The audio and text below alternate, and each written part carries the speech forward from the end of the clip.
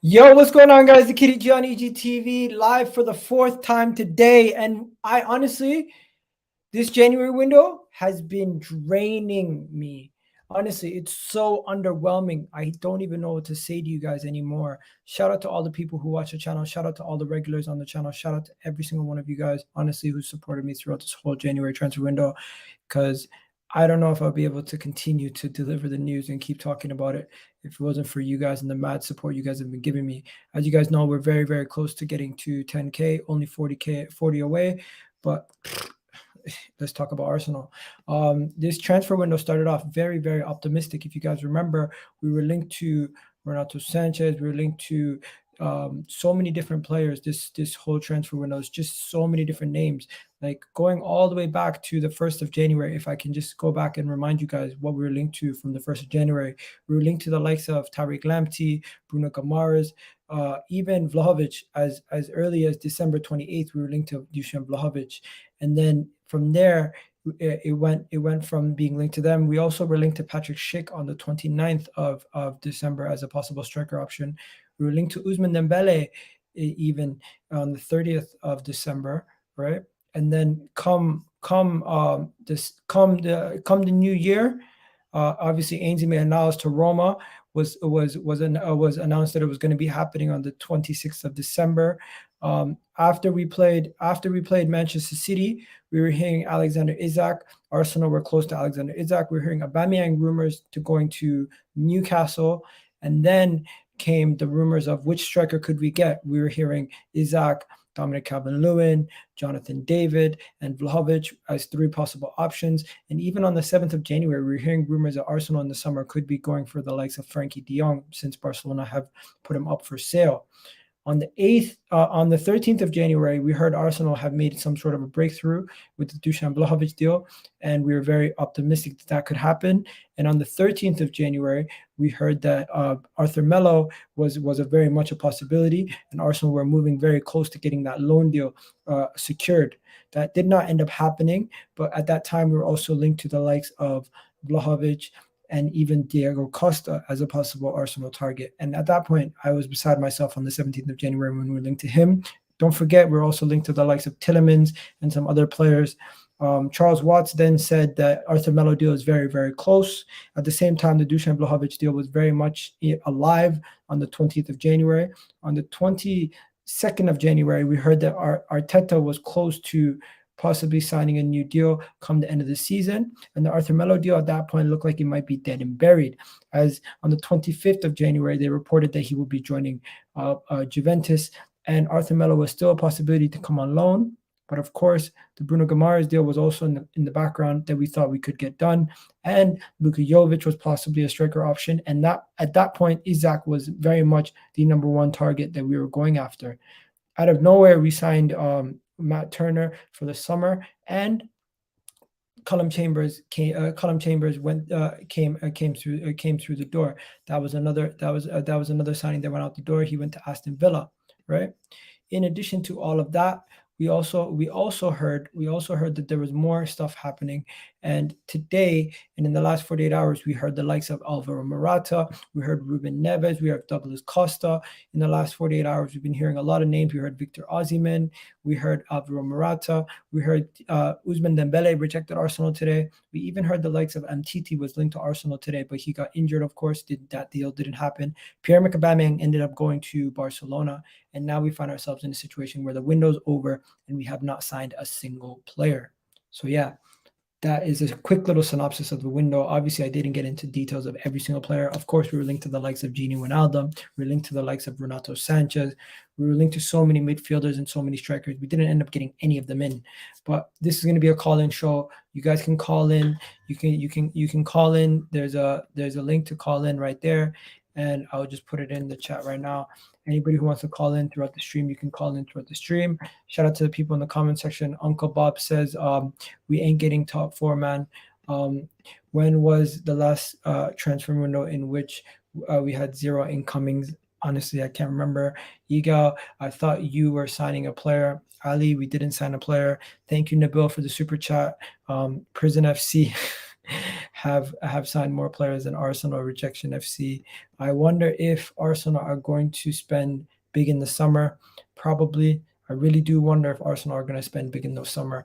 But yeah, we got our first caller in. Tommy, how you doing, bro? I'm good, bro. Yourself? You all right, man? Bro, I am just beside myself. Breaking news: Arsenal are signing. What is that? Forking nobody. Okay. Yeah, Okay. not too good. Yeah, it's not good enough. Everybody's signed. Most teams have signed. We couldn't even get at least one signing. Not at least one. Like failed again. Yeah, we failed again, and it's not good enough. So, but 8th place, here we come again. We're gonna finish 8th again for me. I don't even. I think Wolves will finish above us. I think Wolves will get 7th, and we're gonna finish 8th. Like not good enough. Not good enough, man. Like that. I'm thinking Vlahovic. I thought it was gonna happen, but it didn't happen. Osherman didn't happen. ISAK didn't happen. Guimaraes didn't happen. Fair play to Newcastle. They are making the move. I think they'll stay up. I think they'll finish 17th. I think they'll stay up. But yeah, even Burnley have made some signings as well. That striker, I forgot what his name. Like he looks decent, but they've made some signings as well. Burnley, and yeah, we haven't, bro. We haven't been good enough for this window. And yep, all I want is a new owner and a new sporting director. Because if we had Overmars wouldn't let us down. He'll make us happy and get the signings we want. Ten Hag, Potter, or Mancini, any top manager wouldn't fuck us over. They said, give me the players he wants. It's like if we had Conte, yeah, we have to give Conte the play. We have to back Conte and give him the players because Conte. With Conte, yeah, he doesn't get the players he wants. Like, obviously, he throws his toys out the pram because obviously, if we had Conte, yeah, Kroenke, the wild lad, wouldn't back him and give him the players he wants. At least Levy has to back Conte as well. And to be honest, it's been shit, bruv. It's been awful, not good enough. The squad is thin. Like a threat. What's he gonna do? Is he gonna score more than 15 goals? Every time I've seen this guy, chance after chance, he misses it. Sitters after sitters. This guy, he's just not it. His time is up, brother. He's just not up to it for me. Like, even Drew, I would take Drew back than this fraud, bro. What's he done? Like a threat, man. What Lee Gunner says, like a threat. Been with us since 2017, bro. Almost 5 years. Hasn't got more than 15 goals. That's not good enough. And NKETIAH is just not it for me. Martinelli, I would have to let's play him up front and see. And obviously, I'll probably say he'll get us maybe 15. There's nothing we can do, bro. Like it's nothing we can do. Top 4 is over for me. It's been over for me since we dropped points to Burnley, and Burnley deserved the point. It's over for me. I don't even think we can get top 6. Wolves will get 7th. I think we'll finish 8th again for the 3rd time. Then people are going to say, "Oh, we've had a good season, finishing 8th for the third round." It's not good enough. Let's go. I just want Ten Hag and I want Overmars, and it's not going to happen. They're not going to sack this. Kroenke's not going anywhere. He's not going to go anywhere, bro. And if I bought Arsenal, I'll be getting Ten Hag and I'll be getting Overmars. If I was to buy Arsenal, bro, if I was to buy Arsenal, I'll be getting what we need. And people will be thanking me, saying, "We're doing it." I'll be going to the games with if I was the owner, me and my dad would be going to the games, watching how we do. But yeah, I'll be getting Ten Hag, bro. But I don't know, bro. I'm tired because it's not good enough for me. 8th again. We have failed. That's all I can say. We failed, bro. We failed. We failed to bring in a January transfer window signing. Yeah, we failed. We're making it harder for ourselves in the transfer window. Arsenal are done talking and start doing. Honestly, yeah. Big up Blaze saying big up Ika and Tommy. Blaze, you might as well come join the show. Thank you for the comments. Tom, comma, Tom. Bro. I'm calm, but it's not good enough, Ali, because he knew Partey on that midfield is weak. Like, watch when we play Wolves. What are we gonna do against Matinho and Neves? Because they're gonna dominate Lokonga and Patina, and they will dominate the midfield. And Wolves are a good team. Bruno Lage is a top manager. Like, and Wolves they're gonna finish 7th. They're gonna probably fight for top 6, bro. I don't see them top 4, but I think they'll fight for top 6. I think they'll get probably 6th, 7th. And my guy here says, I'm furious about the lack of ambition, not giving up on the young boys who came through the academy, but they deserve our support. Definitely agree. Arsenal are spoiled. What? Arsenal are spoiled. You spent 150 million in the summer. Use all your budget. Who is to blame? Arteta, Edu, or Kroenke? You know what? That is a good question. 3 of them. Who is to blame? Arteta, Edu, or Kroenke? If you were to blame one of them more than the other, who would you blame? You know what? I'm gonna put that question to a poll because I feel like that deserves that. I'll blame Edu. That deserves a poll. Edu? Yeah, I'll blame Edu. I blame Edu also. I think the people who blame Kroenke, well deserved also, but Arteta, I feel like is the votes of blame for this one. If I was at the game, and Edu was, I was at the stands, I'll probably say to him, "Are you happy with bro? Edu, are you happy with what's going on? Are you happy with?" 1 second, bro. 1 second. We got somebody here who joined. What's up, man? What's up, man? Soli. Hey, how you doing, Nico? I'm doing good, man. How are you feeling? I'm not as down as most Arsenal fans. I don't think, in my opinion, right? Yeah. I think we're overreacting. Okay, tell me why. I understand the fact that we haven't brought in required quality. The key word here is quality. We've got rid of some dead wood, in my opinion. Ainsley was just a squad player. He wasn't doing much. Kolasinac is out. Chambers is out. Those players are not Arsenal quality. So getting rid of those deadwood, in my opinion, is a win. I understand that we need to add quality to our squad and beef up the team. But I would rather for us to wait and get the required quality than panic and get hysterical and get just players to satisfy the fans. I understand why the fans are upset. But I want us to be very reasonable and very objective here. I'm sure Edu, Arteta, and the Kroenkes want the best for the club. We might not say it that way, but I think they want the best for the club, and they do not want to repeat the mistakes of the past. We've gotten players like Ashavin in the past that didn't work. Kim Canstrom, they didn't work. We brought in players because we wanted to satisfy the fans. It didn't work. How many midfielders do we need to prosecute 17 games? We have 4 midfielders at 1 game per week. Keyword, at 1 game per week. I'd rather us wait to the summer and get the required quality so we can play people like Xhaka than for us to panic buy or just get the wrong players to satisfy the hysterical of the fans. It doesn't work that way. It doesn't work. I understand why the fans are upset. I'm upset. I want Arsenal to win. But at the same time, I have to think and understand why Edu, Arteta are doing certain things. Everything does have to be emotionality or just getting players for us to be happy. Okay, Ike, I want you to answer this question. Yeah. 17 games to go, right? I understand you can look at, maybe you can get some injuries or not. How many midfielders do we need to prosecute 17 games at 1 game per week? Bro, how many midfielders do we need? I think we need, right now we have 4 midfielders. Exactly. So I would say at least maybe one more. At least one more. But at 1 game per week, I don't think if we get one more, it's fine. But if we don't get one more, we're still fine. Let's be real. We are not in the Europa League. We are not playing Champions League. We are not playing FA Cup, no Carling Cup. It's just the Premier League. Just the Premier League. Now, I know we are short up front, right? But we can't just get any player up front just to make us happy. They wanted to get Vlahovic. He didn't want to come. They tried. They wanted to get him. Now, they didn't get him, right?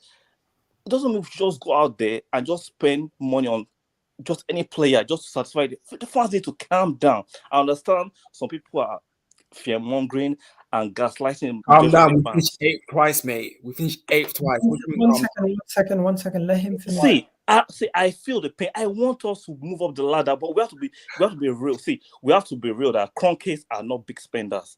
See, when you deal with certain things, you have to be objective and real. Kroenkes are not big spenders, but they started spending the last 2 years. Look at the pattern. They brought in Pepe, they brought in Saliba, who's on loan. They've been spending for the last 2 years, but they're strategic spenders.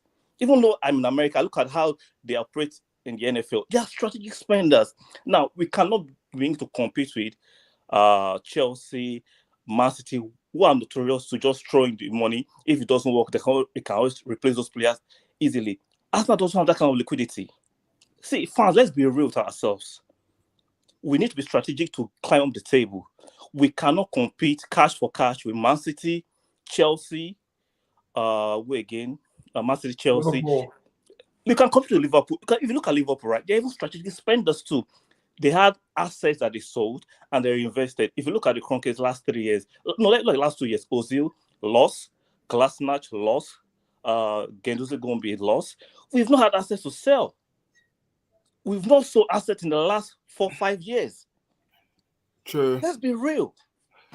Yeah, but I'm pissed. Let me just read some of the comments. All right, bro. I'm blaming the Arsenal fans who don't accept mediocrity, but Arsenal have been mediocre since Arsene Wenger. Iga, how you guys saying Arsenal are overreacting? I'm not saying Arsenal fans are overreacting.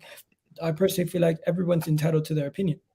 The squad might be thin, so the amount of games we play per week, that makes sense.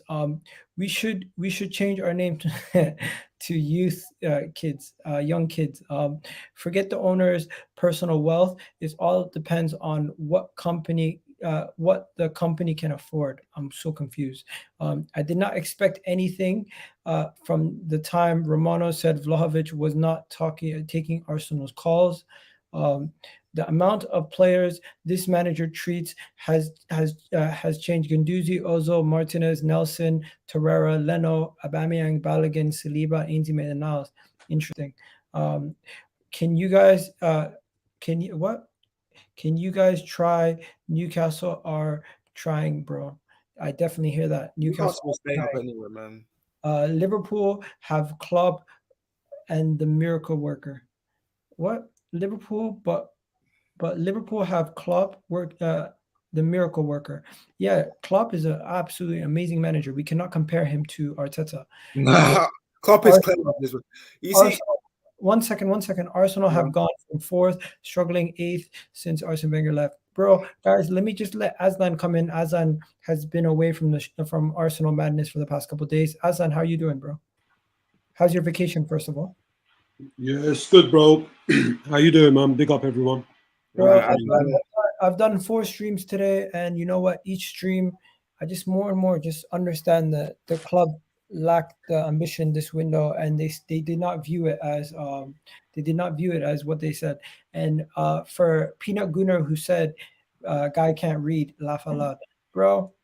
I've said this numerous times. I've learned this ability. I struggle to read at a certain level, so allow me if I struggle to pronounce certain things or my wording is not correct. So just let me be, bro. Anyways, allow him, bro. Aslan, what are you saying? Yeah, bro. I mean, what is there to say? To be honest with you, you know, the lack of additions or basically nothing just goes to show you that the ambitions by this ownership and everyone that's involved, from them below all the way down to the pit side, it's the level is not to the standard that I require, is what I'm trying to say as a fan.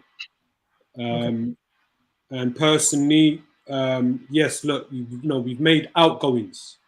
We've sent 3 out on loan, and the other 3 players, we've terminated their contracts on the mutual agreement. But the way I see it, that's not good enough. You know, like the 3 loans that we made as outgoings, what's so difficult about that? The 3 out of the 3 players' contracts that we terminated in Kolasinac, Chambers, and Aubameyang, for me, the most difficult one was for me, the most difficult one was Aubameyang's, because as of say yesterday, he had basically around 18 months remaining. His contract runs out in June 2023. But with Kolasinac and Chambers' case, they were leaving at the end of the season anyway. Their contract was coming to an end. Yeah. So for me, this has been, bro, to be respectful, not to lose my shit, because I'm not trying to wake anybody up. And obviously I am a few hours ahead, right? I'm not trying to lose my shit at this time in the morning. But what I'm trying to say is, it's been underwhelming, to say the least. And I'm very, very disappointed. If we fail to get into that top four, which is what I require, which is what I expect of my club to finish, right? In a season where we was not in Europe, one, and in a space of a week or a couple of weeks, we were out of 2 domestic cup competitions. If we fail to qualify for Europe next, or let me be more specific, to Champions League next season, for me, it's a failure. And all these other fans, all these other, high-profile fans on YouTube or Twitter or whoever they are, right? The way they are doing damage control and PR control for this club is unacceptable. Unacceptable. The way I'm hearing, I'm expecting 6th. 6th would be a good achievement. After, from the back of what I was hearing in the summer on Spaces, when I was saying we finished 8th, but then the counter argument was to my point was, it was only 6 points away. We were only 6 points off of Chelsea. So now you want me to accept, yes, numerically we rise up 2 positions. You expect me to be satisfied with that, be happy with that. So look, at the end of the day, bro, there's too many liars within our club, and there's absolutely zero ambition from this ownership. And so for me, it's been a very frustrating January window for me to witness. But I'm not surprised one bit. Bro, it has been a very frustrating January window, to say the least. Auba's gone for free. Bro, let's talk about it. Pierre-Emerick Aubameyang going to Barcelona. How do you guys feel about Pierre-Emerick Aubameyang going to Barcelona? How do you guys feel about Pierre-Emerick Aubameyang leaving? And I'll start with you, Tommy. How do you feel? Well, I wish him the best in it, because for me, he's past his best. Like it was time for him to go. Thanks for everything. Thanks for the goals. Thanks for winning us the FA Cup. But you need to move on, mate. Like let us part ways. Like was it a mistake to let Aubameyang go? Guys, no, it's not. Like he's no Arsenal legend to me. Like no legend to me, bro. But we have to move him on, because he's past his best. Like he's not the same as he was. He's 32. So there's nothing we can do about it. Like I said, but he'll bang in Barcelona. But we need to part ways with him, and we need to move on. Thanks for everything, but bye. That's all I can say. I hear you. Aslan, what do you think about Pierre-Emerick Aubameyang? Was it a mistake to let him go, and are we gonna miss him? In a window where we've let go of our top earner, our most experienced player, yes, I understand. Last season he underperformed compared to his career of what we've seen in the clubs that he previously represented over the years. And going into this current season, the first half of the season, again, that underperforming form was carried on. So, to be honest with you, I'm not going to lose any sleep of now Aubameyang that is finally left, but I feel it was a mistake to let him go and not replace him. Okay, and then Sol, what do you think? I think it was time for both parties to part ways. If you look at his trajectory, it was going down. Last season, it wasn't fantastic. This season, it was poor, missing good health chances. Then, adding this indiscipline, I'm like, for me, it's good riddance. Okay, and finally, let me just since we haven't spoken to you all day, let's go to Dylan. Dylan, Me. tell me how you're feeling about the window and the fact that Arsenal have not signed anybody this January window. As you'll know, bro, I'm not And too one shocked. second, just to let you know, Mo is also here. He's an Inter fan. Shout out to Mo. Go ahead, bro. As you know, bro, we've had many discussions over the last few months, especially this window. I'm not surprised whatsoever that we haven't done the business. I think at the start of the window was the key chance for us to bring in the players that we needed, with the likes of Partey and any Pepe leaving for AFCON, in 3 competitions, including the league. Completely bottled out of those players, leaving left, right, and center, and just a bit of disappointment along the whole way, man, to be honest. So look, I'm used to disappointment from Arsenal. We've been here before. It's a roundabout cycle. What else can I say, man? What else can I say? All I gotta say is, guys, do me a favor, hit that like button, hit that subscribe button. If you guys are watching on TikTok, if you're watching on Twitter, wherever you're watching from, join us on EGTV. We're almost at 10K subscribers. Right now we have 66 people in the chat. Tell me how you guys feel. The question in the poll right now is, who is to blame for this transfer window? Is it Edu, Arteta, Kroenke? In my opinion, it should be either Edu or Kroenke. But you guys are saying all of them. So, hey, Mohammed, I'm going to go to you next. Talk to me, man. How do you feel about Arsenal's transfer window being obviously being a neutral here? It's moment, and I wanted to say a couple of things about the number one of the main problems that happened is not actually Edu's fault, is re-signing and renewing Xhaka's contract, and that's of course correct me if I'm wrong. So if a player's contract is about to end and the manager doesn't want him, I don't think they would renew the contract. So that's the main thing. I think this is one of the reasons why you didn't sign a midfielder, because there is no space unless Neni leaves, unless Lokonga, because you already have six midfielders. 3 of them are actually defensive midfielders, and you are playing in one competition. So that's a big problem. I think it's a decision that was made wrong by Arteta.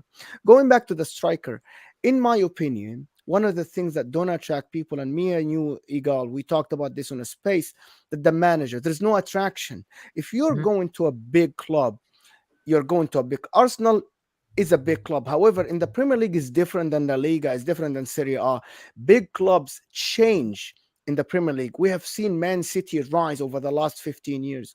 Who knows if Arsenal is going to stay in top 6? This is something that players know. And the Premier League, there is about 6 to 7 clubs, and it floats. But in Italy, it doesn't happen. In Spain, it doesn't happen. So you have to have another attraction for the player, which is the coach or the project. As of now, all I'm seeing from Arsenal is just random signing, like Pepe, like Partey. Random signings, like, oh, I want this. You remember Ceballos when he came? I was like, it didn't work at all. It's just random. Now, this year, you're starting to actually get something going on with Ben White, Tomiyasu a little bit, re-signing Odegaard because he fit the system, but it still is not attractive enough because all of these players are not leaders. None of them will lead this club forward. Your only leader is the freaking Xhaka, who creates a problem every time he touches the field, which is a massive thing for anybody who knows Arsenal and anybody who even doesn't know Arsenal. Xhaka, yes. Shaka, yeah. It sounded like I said Saka. I was like, what? Yeah. Shaka. So, okay. So manager-wise, talk to me about the manager. I'm an Inter supporter. You know that, right? We tried to sign players left and right until we got the guy, the man himself, Antonio Conte. Antonio Conte is as big as Zidane, is as big as Klopp, is as big as Pep. He calls a player like Mourinho back in the days. You guys remember, Mourinho calls a player, the player answers the phone. The problem is Arteta talks to Vlahovic. You guys offered the money. You can't blame your management. You offered Didn't the even pick money, up the right? phone. Exactly. You offered the money. You said, here's your money, here's your salary. And I'm sure, I promise you this, you offered more than 7 million a year, which is Juventus are offering him 7 million a year. That's nothing in the Premier League, right? People in the Premier League gets paid more. The problem is that they promised him the project. He was not convinced because Arteta is not a big manager. That's, I think, in the summer. It doesn't matter if you make top 4 or not. Let me give you an example. Spalletti with Inter made top 4, and they terminated his contract and said, thank you so much. But now we need a top person to be able to call Take us the next way. Lukaku, to be able to, yes. You need, even if you make top 4, he needs to go. Okay, now Facts. let me just say this. Tottenham got 2 players in. Manchester United got nobody in. Chelsea got nobody in. A lot of other teams did business. Like Deli didn't get anyone as well. Like Dele Alli went Chelsea got somebody in. Just for people, I know you guys forgot this. Kennedy Chelsea? came back from Flamengo to play left. Oh, yeah, Kennedy, yeah. Someone who has Premier League experience to play left wing back. I know it's a small signing, but it's actually to fill, at least to fill the position who they complain about it every day. Okay, we got Granfield Thompson in the house. How are you doing, bro? I'm good, man. How are you feeling right now as an Arsenal fan? Obviously, someone just asked me what's my opinion on Dele Alli going to Everton. Honestly, if Van de Beek and Dele Alli both are at Everton right now, Everton are looking like they're a better team than they were before the window, and that's all you want from your team. You want your team. Did you see the money that they're getting for Dele Alli? Potential add-ons after 20 games, 12 million, and then after depending on his form or whatever Everton reach, up to 35 to 40 million euros. Are you serious? If they get top 6 next year, seriously, I'll find it and send it to you. Wait, is Dele Alli a permanent move or is he a loan? It is. I think it's permanent, yeah. Is it permanent or is it a loan? Permanent move. Permanent. Oh, yo, Aussie Gunner, the link is in the chat if you wanna join. But yeah, go ahead. Yeah, Everton are moving. Everton are making some good signings. 1 second, guys. Because they've got our old owner. We got a first timer here. They got Frank Lampard for join and say what he wants to say. manager, man. What did you want to say, my guy? Godfrey. Yeah, what I have to say, Arsenal, what they did today don't surprise me because we all know about Arsenal, how they do their business, and we're trying to get rid of some of the deadwood. So all we have to look for is the summer and hope for the best. There you go. So my guy's saying hope for the best. All we got to do is hope for the summer. Oh my God. Guys, if you don't know, we're live right now on EGTV on TikTok. Guys from TikTok, we're live on EGTV. Come join us there. Smash a like on the video right now, guys. We got 162 people. The question right now I have in the poll that I want to ask everybody, do you think Arsenal will spend big in the summer? Aslan. Honestly, I have zero faith, bro. Zero faith. I mean, if we're looking at it in a balanced way, they should. Because again, this January window, it's a free hit of a window. January doesn't. Well, I mean, I heard it quite a few times in the first half of the season when we, lost to certain opposition. So, like it was just it was an early spring cleaning for the squad. But I have zero faith, man. Zero faith in this. To be honest with you, I never really had faith in this ownership anyway. The manager and the likes of Edu and Vinay. Like, what I've noticed in the last couple of months, right, is how Vinay Venkatesham, the CEO of Arsenal Football Club, gets a pass. Everyone that I join a conversation with or have a discussion with, I just don't hear this man's name being ever been mentioned except when it's me. Now, I hear a lot of people saying, well, you know, that's not his job. His background is marketing, commercial marketing. So the only thing that I've got to thank Vinay for this season is him confirming or getting that Amazon All or Nothing documentary.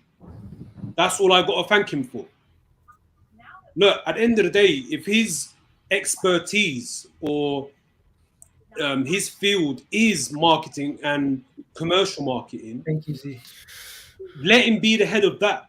But I don't want him to be the head of or the CEO, the guy who makes the executive decisions of Arsenal Football Club. You know, after seeing those images circulating the other day on the internet of Arteta being in America, that should be Vinay there. That should be him. That's his job. He's only there for the documentary. The ownership.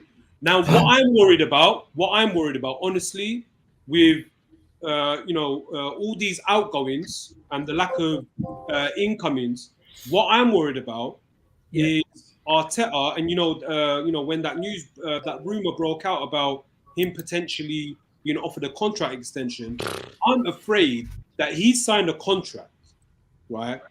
And Arsenal, in classic Arsenal form, will wait for the perfect opportunity to announce it, perfect time to drop the news that Arteta has got a contract extension. That's what I honestly believe. Also, a question for the panel. What is Richard Garland doing at Arsenal? Isn't he supposed to be the negotiator to negotiate cheaper contracts and everything? Honestly, Ozzy Gunnar, you haven't spoken on this yet, so I'm going to let you go. I'm going to let you go on this. Obviously, we already spoke about Aubameyang, but talk to me about the window, Bre. I haven't spoken to you since, I don't think it was the Leeds game since we last spoke. But yeah, how you feeling? Bro, honestly, at the start of this season, I had my doubts in ownership. And to be perfectly honest, I was like, I'm going to keep my mouth shut because the signings we made for 153, 156 were good. But I was going to judge them on this transfer window. And the reason why is because that's going to show me how serious they were. The 153, 156 that we spent needed to be spent because if we didn't, we'd be stuck in 14th. And that would cost the Kroenkes money, right? So they patch us up like Wenger did, get us going a bit, right? Like an old car. And now we come into this transfer window. Now, this is make or break. This is if you want to play Champions League. If you want in the Champions League, you spend now. But if you don't want in the Champions League, which I don't think they ever did in the first place, then you just hush up, get rid of players. So now we go into this transfer window. We spend 20 days on a fucking signing that we knew wasn't going to happen after the first 10. Now, everyone's going to be pointing fingers at Edu and Arteta and this and that. Guys, these guys have been employed by the Kroenkes. We are being run like a Walmart. The idea behind this is simple. If we jump into Champions League football, tell me now, how much more money do the Kroenkes need to invest every season that we're in there because we have to compete? How much more pressure is going to be on there from the fans saying, oh, look, we came to the Emirates so we can be going up against the big boys, all this pressure. They don't want to invite that. So instead, they keep us down here in sixth position, keep their fucking sponsorships with the Emirates and the whole lot. Meanwhile, Arsenal's friggin' worth is growing about 3% every year, 3 to 4%, them doing sweet fuck all. And their investment's looking pretty. They're treating us like a supermarket, guys. They got rid of all these players, right? And we couldn't field a team to fucking face fucking Tottenham in the North London derby. They got rid of all these players, right? And nothing coming in. So you tell me, where's the ambition? The ambition is to make money. The ambition is not to go too high up so we don't have to spend money. And that's what the reality is at Arsenal. Because right now, £300,000 fucking Aubameyang contract out the window. We've got two fucking strikers that have probably got 3 goals in between the both of them, right? We got problems in that position. So what we do is we get rid of another striker. I don't care if he's firing or not. If you got no one fucking coming in, how can you get rid of a player? Seriously, man. And if you can't get a striker, do we not have problems in the middle of the park? Show me some ambition. No ambition, no midfielder. This was exactly what Kroenke wants. He wants to keep us in 6th position, out of the friggin' Champions League, out of anything relative, so he doesn't have to spend money, and there's no pressure on him. And all these smoke and mirrors, Arteta this, Edu this, Vinay this, they've been employed by the Kroenkes. They are doing their job perfectly, exactly the way they should be. Dollars and cents, guys. Arsenal's growing. Investment, sweet fuck all. That's the way it is. And I'm sorry, I've got the shits, but I thought this was the case, and now this just adds fuel to the fucking fire. Sorry, guys. I'm sorry for my language, but I'm just got the Guys, shit. fine, man. Don't apologize, mate. Well said, bro. No, Well said. don't apologize at all. Just before I go to Jasmine, Back to back 8th again. That's just, what we could do just back. before I go to Jasmine, I just want to let you guys know Arsenal had an opportunity to sign a player, Alexander Isak. Right? I honestly thought this morning when I was going to wake up that we were going to actually trigger a release clause for Alexander Isak. Instead, we said the release clause was too much money. We Distribute the fans instead. we bid 58 million. We bid 58 million. We said we're not going to go over 60 million euros. We bid 60 million euros. What happened? They said no. If you want him, you have to go to the Liga headquarters and pay the full release clause. What did we do? We said he's not worth it. I'm not going to lie to you. At this point, that could be to our detriment. So that's what happened with Alexander Isak. Alexander Isak went back to Spain. He's now training with his team. He's not coming to Arsenal. He came to London for vacation. This whole thing about he came to London to meet with the club and this is that. I don't believe that. Because you want to know something? No. Nobody's even in London. Everyone's in Dubai except for Edu and these guys, right? So I think that's bullshit. But yeah, Jasmine, you're sipping on champagne. What are you saying, bro? Yeah, bro. Can you do me a favor? Could you sit up a little bit? Because like the camera's just like you're too low. There you go. Thank you. Shambolic last day, man. Shambolic last day. You know, I was thinking maybe at the last hour or last few minutes they might, just like they do for all the PR, they might announce Isak. But For the no, doco.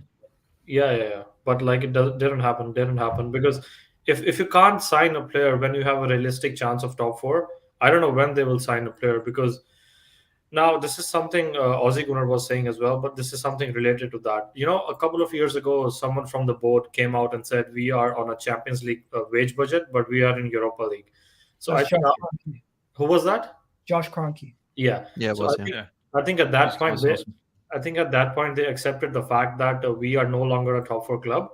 So what they're trying to do now is reduce the wage bill by bringing in the youth players, which they did Kindergarten FC in the summer. So now I think they are officially accepted the fact that we can't even compete in top 4. So now they're trying to reduce the wage bill, bringing in young players.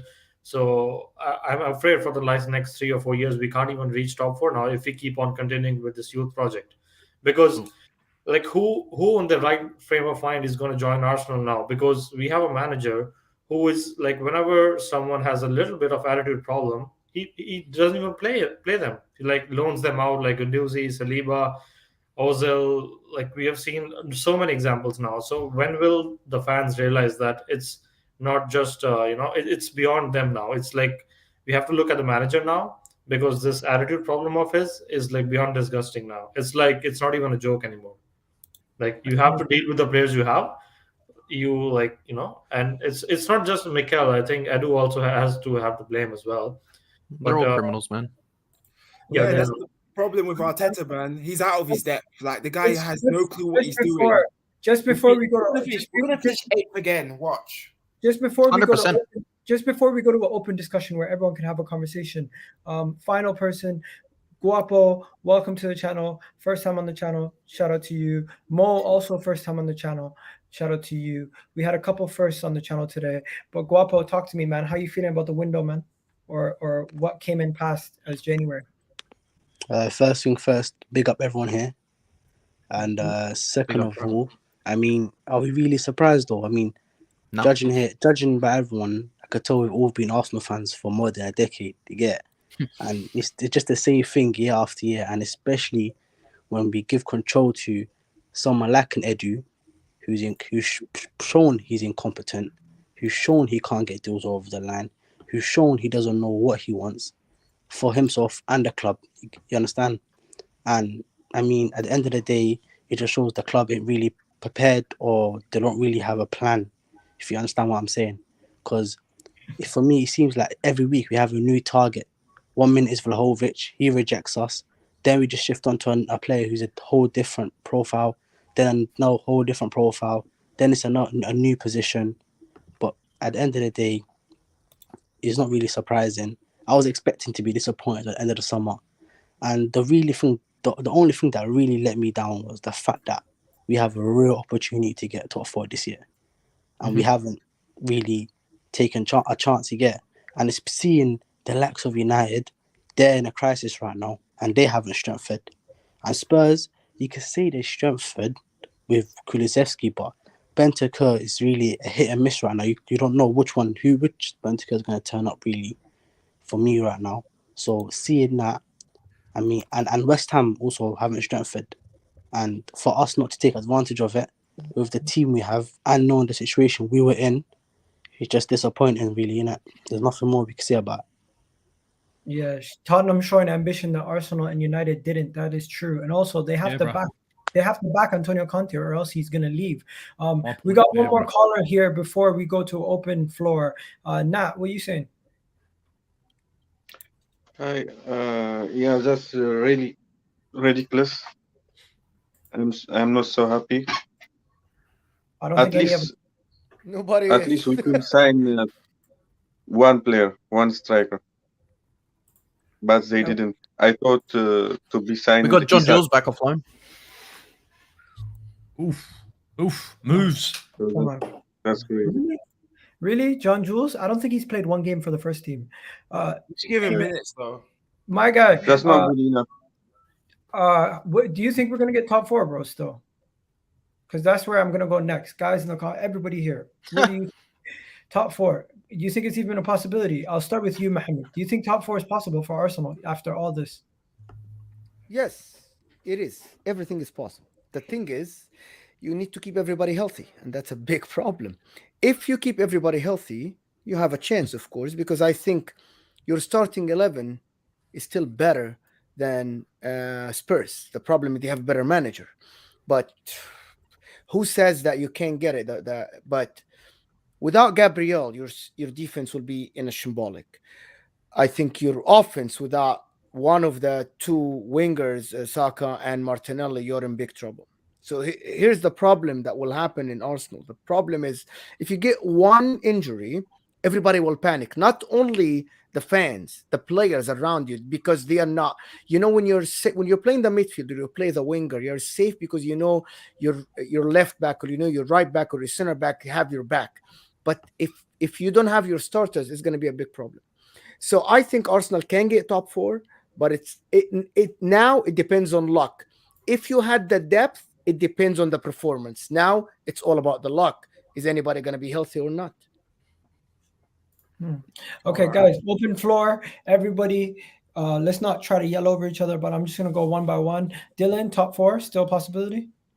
Nah, bro. I said at the start of the season, before all of this mess, we'd get 8th at best, and I still stand by it. Jasmine? No chance. We will finish 7th, and the fans will call it progress. Yeah, probably. What are you saying, Ozzy Gunnar? I said this is a top 6 team, and I don't expect much more than that. Lucky to make top 6. We could still make top 4, but even if we make, I don't want to look right now with the way it's going. I don't want to make top 4 because I don't want to go to the Champions League and get battered. Guapo. I mean, I think Dylan, that's a bit too harsh, innit? And so you saying that, but I understand. But top 4, I think there's a possibility, but no. But top 6, yeah. Come back to me in 17 games, bro. Thomas? Not with Arteta. Not this manager is not good enough, bro. He's clueless and My back God. to that 8th because people, like I said, you know what, guys? People have been hounding me when I said to people I never wanted them in the first place. But no top 4, 8th, back to back 8th for the 3rd time. In fact, these deluded fans like Ty, Julian, they're not going to say in progress. Have you heard what Julian said on AFTV? The vaccine? Virus. Are you mad? Wake the fuck up, mate. You're deluded. This is why people like Julian, I didn't want to shake with people like Julian because he's talking shit like, but sorry, Gal, 8th again. I'm not happy. I just don't know what to do anymore because this manager I just can't stand the sight of him. He's so arrogant. He's just like Frank Lampard. They're both arrogant people, bro. Arrogant. Okay. 8th, man. Aslan, top 4. No, bro. I mean, I don't feel we're going to get it because we've taken a major risk in this strategy of not making additions and the amount of outgoings that we made. Bro, look at it this way. On New Year's Day, when we faced City at home, we had a 27-man squad, right? Fast forward to the end of the transfer window, we now have 21 players in the men's squad. So basically, we've only got a match day squad for the next 17 games, right? So we all know who's going to be excluded, right? And that's going to be Arthur Kroenke, because he's the third choice goalkeeper, right? And we hear a lot about, we only need to hope and pray. So let's all hope and pray that we don't pick up any injuries, we don't get any suspensions, and just maybe, with a lot of hope and prayer, just maybe we can get top 4. And if the teams who are around the mix, the likes of Tottenham, United, West Ham, they all drop points as well, then maybe we may get top 4. But do I believe it? Hell no. Okay. I'm now gonna go on to my next question. What Guys, about you, Agal? I personally think top 4 is still possible, but let me explain why. Of course, it's Why? possible. Yeah, There's Mathematically. Mathematically possible, isn't it? mathematically. no. that's Yeah, it. it is. The Nah, reason- we're going to finish 8th again. Listen to what I'm saying though. I think it is possible, but there's a lot of ifs. There's so many ifs.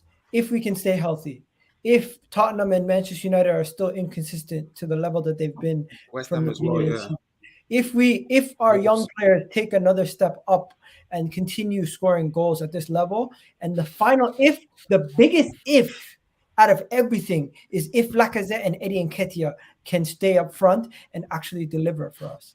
That is the biggest if out of everything. And to me, Nketiah guys, has not even scored 1 goal in the league, right? He's whack. And Nketiah is Come whack. on, what are you guys talking on? Nketiah who? Bro, he scored a hat-trick against Sunderland. Be realistic. Lacazette has to step it up. He has to stop dropping back. He has to play as a striker instead of being the guy that helps the guys in the midfield. Your midfielders need to move forward. You need to get more goals from him. Forget Nketiah. To be honest, Lacazette needs to be the striker that he was before, not the playmaker that he's trying to be. I don't know what is this plan that Arteta's doing with him. Why is the guy 50 yards away from goal every time you're trying to build an attack? That's what I don't understand. that's because the Martinelli guy- up front, bro. Martinelli The should guy be up can't front, shoot to man. save his life, mate. So the Right. thing is, not sorry to cut you guys, but the reason why Lacazette's dropping so deep is because that's all he can bring to the game now. He isn't on form. He's finishing his 4. Let me show you guys this. Out of the players that we got rid of this Right, window, man. Aubameyang we got rid of. Are we gonna miss Aubameyang? Not Yes. really. Would you rather Guys, Abba no. coming For off the depth, bench? for depth, I'd rather have him or on the Eddie bench Nketiah? than nothing. Stop making excuses for Aubameyang. He's past his best, guys. Yeah, bro, it's but let me not tell you that far, something. but Like, he you're still telling me can get Nketiah you- is he any still better? can Nah, get- nah. Okay, guys, Aubameyang the only has guy in let your us team, down. one thing, the only guy in your team that can get you double-digit goals guaranteed every season as of now was Aubameyang. The problem missed is his- he has problems. Hey, when we lost to Everton, he missed that sitter. That annoyed me a bit. He Eddie missed and that. Lucky are missing sitters weekly, Okay, bro. bro. Everybody Sitters. misses Yeah, I know. sitters. It's I want not, Lacazette uh, gone. Raheem, I put Sterling Martinelli up Sterling front. missing sitters Bring every it back, every bring every it game. back, bring it back, bring it back. Aubameyang has to. Who said no? Who said no? Nah. Who said no? Oh, to what? Aubameyang, he's not a miss for me. He's past his best. People stop making excuses for him. People One do this second. all the time. One at a time. Ozzy Gunnar, you said no also? No, I said we should have kept him mainly because not because he's fucking not past his prime. Yes, he's past his prime.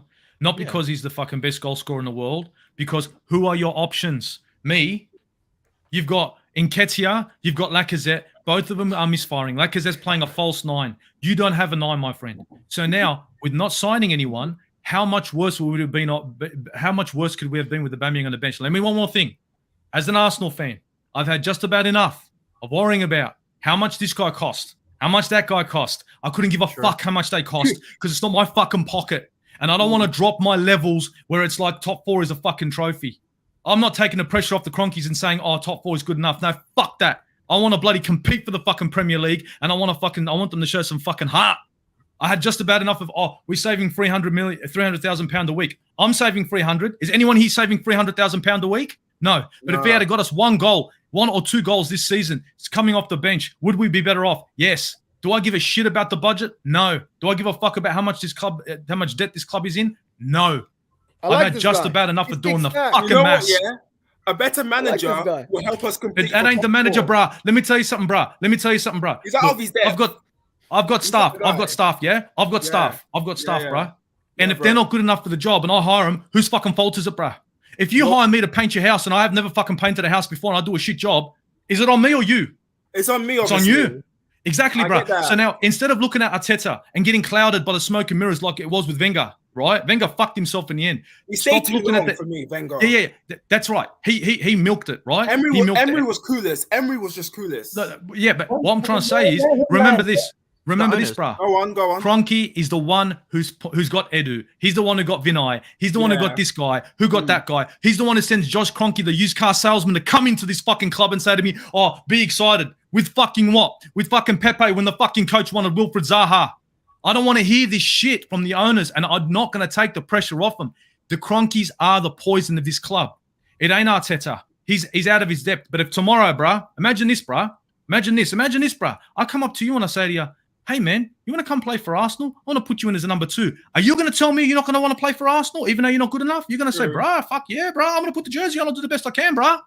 Whose fault is it? Mine, man. The Kroenkes are doing this on fucking purpose, and I've had just about enough. Forget about Arteta, guys. He's one problem. Edu's one. The biggest problem we have is called the Kroenkes. Father and son having a laugh at us and using it, and we're like a Walmart right now. Let's minimize the amount of staff we got, maximize our fucking profits. How much Arteta makes? I'm sorry, just a second. How much Arteta makes? Josh Kroenke goes to the games as well, you know, and Josh Kroenke does not do fuck all. I'm thinking, why are you here, bruv? To do what? Yeah, bruh. You're coming to the games for what? Stay fucking home, you ugly bastard. Emery never wanted Pepe. He wanted Zaha. The board gave him Pepe. He wanted Zaha. Exactly. And you know what, yeah? One second. He wanted Party. They gave him Ceballos. Moment. What are you gonna say? Ridiculous, man. How much Arteta makes? Clear. If it's, I want to know that answer. How much he makes? 5 million. 5 million a year. 5 million. Is that how much he gets? Yeah. Oh it my makes a big difference. It makes a big difference. Why it makes a big difference? Because it tells you how much these guys are willing to invest in a coach. When Tottenham wanted to invest, they said, you know what? 15 million for you, Antonio Conte. Come win us something. Can I come back on this? Yes, please? sir. Let me come back on this. I know I'm heated. Please. Go ahead. Let me tell you something, bro. I'm Arsenal Football Club. You're my coach. You're going to be that. You have won La Liga. You have done a lot, right? You've been such a successful manager. You are the shit, right? Now I come knocking on your door. Come manage Arsenal. You're going to say, why should I? Why should you? Because I can't give you any money, bro. Oh, okay, why should I? Because we used to be a really big club and we got a lot of fucking history. Because I got a really good squad. Because I got no fucking ambition. Because I'm trying to fucking make money before I fucking win trophies. So now you, as a wonderful coach, is that a good sell for you? Does that tarnish your legacy as a coach? It fucking does. So now we get Arteta out tomorrow for 5 mil. Who the fuck wants this job? This is a poison chalice. You're not going to get top-notch coaches because they're going to come in and say, wait a minute, I need some guarantees. You're going to support me. And I ain't seen that in the past. So why the fuck am I coming here? Well, because I love Arsenal. All these poor fans love Arsenal too. Are they smiling right now? Fuck no. And half of the cunts are going to be on my back as soon as I start making mistakes. So tell me as a coach. Can I answer this? From the outside, just a second. From the out. Go ahead. It's true though. Ten Hag's not gonna come into this mess. Potter wouldn't come. Mancini, Enrique. They're gonna think here. What's this? I'm thinking. I'm out. Dylan, what do you say? Always do this. These top managers, we lose top managers. When Wenger was still there, we lost. We should have got Klopp when Wenger was stepped down. We do this all the time. This is why people have hounded me. I said to people, about this manager, he's not the guy. He's out of his depth. I get it. 8 places, not good enough. I get it. Tom, what you saying? I mean, why did I say Tom? My bad, Tom. I'm talking about Dylan. Dylan, what are you saying? About what? Which topic? This topic. Who do you think's to blame? Well, of course, bro. It's owners. I've always said it's owners top to bottom, okay? But at the end of the day, we know they're not leaving. But that's the main venom. At the end of the day, like Ozzy said, man, you're a business owner. You sort the shit below you. So if the guys below you aren't doing the job, you sack the guy and find the guy that can do the job. So in my opinion, you know, Edu's failing, Vinay's failing, Arteta's failing. That's on the owner. He's running a failed business. On the books, it might look okay, but we're not seeing that. So all they're looking at is go, Edu, cool. Just save me 29 mil. I don't give a shit about that, bro. Go and sign Isak for the same money if that's the only guy. If Dusan rejected us, go and sign a bunch of people because this is we're one of the biggest clubs in the world. One of the biggest clubs in the world. I don't care what anyone says. We might be past our use-by date right now, but we're still one of the biggest clubs in the world. And I would say in the top 5 of followings around the world, other than what United, Liverpool, Barca, and Real. We would be 5th. No, you're not. I guarantee No, it. you're not. No, Who you're would not. be then? Who would be then, bro? The problem is no, you're not. The problem is now you're not. You're not attractive enough. You know, I'm not saying Atletico I'm saying as a Madrid fan base we is are. more. Atletico Madrid is more attractive than you now. Atletico Madrid is more That's attractive not what I'm saying, than bro. Arsenal. He's I'm talking not about saying fan we're base. attractive. I'm Overall talking about coverage. fan base. Not as Yeah, in- fan base. yeah. As a big club, I'm we not. would Yeah, like of course. Not Fan ugly, base. bro. It's not. Yeah. But Sorry, as but I'm not. attractiveness, I'm talking as about attractiveness, being yeah, attractive. we're just not down there. Newcastle is more Can I attractive than can I Arsenal show right you now. guys something? Can I show you guys something? And I'm gonna bring in Jasmine into this because I know Jasmine, you're in you're in North America, right? So you might know a little bit more about NFL than some of us. This is Stan Kroenke's LA Rams. They have signed Matthew Stafford, Odell Beckham Jr., Jalen Ramsey. Let me tell you guys the seriousness of these signings, okay? Matthew Mbappe, Haaland. Matthew Stafford is it has been statistically one of the best quarterbacks, but he's never delivered on the grand stage. One of the best cornerbacks, one of the best defensive corners in the NFL was on an underperforming team. They scooped him up for a decent deal. Odell Beckham Jr., which was one of the best receivers in NFL over the past couple He's of years, the Mbappe. has dipped the NFL. has taken a massive dip, and now he's having a rejuvenation over there. Von Miller, a Super Bowl winner, Super Bowl MVP for the Denver Broncos, and Aaron Donald, who has been one of the best NFL players over the past 5 years in his position. Now, this is the level of seriousness and investment they have for their team over there in America. Aslan, what does this make you think when they have the equivalent to having a super team, the Galacticos almost over there in the NFL, but at Arsenal we're scrapping for Vlahovic's and Isak's and we can't even get over the line. Now I'm gonna go to Jasmine first, then Aslan. Go ahead, Jasmine. Firstly, the main problem lies with the Kroenke, of course, because he's the one who appointed Mikel and Edu, because they are inexperienced people, of course. But I still don't get how Mikel escapes all the backlash, because what I'm seeing right now is performances on the pitch, and what I see, 2 years ago we were 5th, 1 point of top 4, and now we finished 8th and 8th. So whose fault it is? Because 2 years ago, if we had to sign some players, we could tell the players, okay, we only finished 1 point of top 4, we are very close to the Champions League. You can come in. But if we have to convince the players now, like Dusan Vlahovic, he's going to say, why should I join Arsenal? You just finished 8th and 8th. And you have a manager who has ego problems, who doesn't even know how to deal with the players. Why would a person join Arsenal now? And Edu is equally to blame, but he has a difficult job right now because he has to convince the players to work under Mikel Arteta. That's a difficult job because the players are not going to join Mikel. Why would they? Because they've seen enough examples now. Saliba, Guendouzi, Torreira, Ozil. Yeah. Sure. It's a mess right now. Why would someone want to join Arsenal? It's a mess from top to bottom. Kroenke, Edu, Mikel, and Mikel brings in Eddie and Nketiah ahead of Pepe on the wing. What kind of? Yo, I got this guy on here. How are you doing, sir? You there? Yeah, man, I'm here. I'm here, man. Talk to me, man. How you feeling, man? Man, I'm feeling good, but what I'm saying, man, I'm listening to these guys. They are right, man. Arsenal is not Arsenal, what we all expect. They used to use Arsene Wenger as a puppet, and when Arsene Wenger get frustrated and jealous of Pep and Man City, Frankie takes time and throw Arsene Wenger out. So, listen, man, we all have to, in the summer, gather up and get Kroenke out. I'm telling you.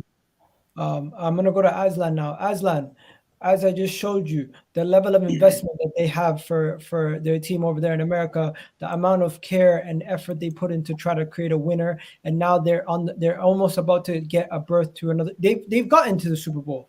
They're literally in another. He's in the second Super Bowl in a matter of 3 years.